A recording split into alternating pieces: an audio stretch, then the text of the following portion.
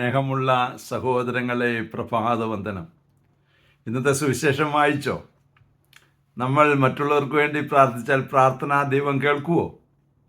തീർച്ചയായിട്ടും കേൾക്കും.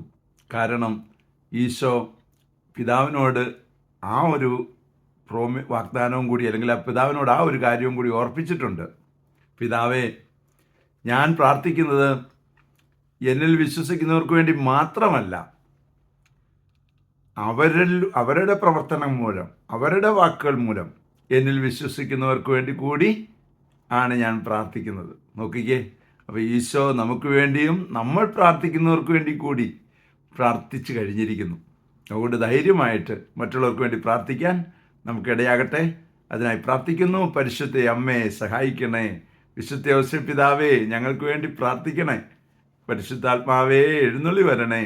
പരിശുദ്ധ പരമ ദിവ്യകാരുണ്യത്തിന് എന്നേരവും ആരാധനയും സ്തുതിയും പുകഴ്ചയും ഉണ്ടായിരിക്കട്ടെ.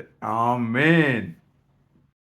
നമ്മുടെ കർത്താവായ യേശുക്രിസ്തുവിന്റെ കൃപയും പിതാവായ ദൈവത്തിന്റെ സ്നേഹവും പരിശുദ്ധാത്മാവിന്റെ സംസർഗവും സഹവാസവും സ്നേഹവും ശക്തിയും കൃപയും എല്ലാ അനുഗ്രഹങ്ങളും സമൃദ്ധമായി നിങ്ങൾ ഏവരോടും കൂടെ ഉണ്ടായിരിക്കട്ടെ, ഇപ്പോഴും എപ്പോഴും എന്നേക്കും.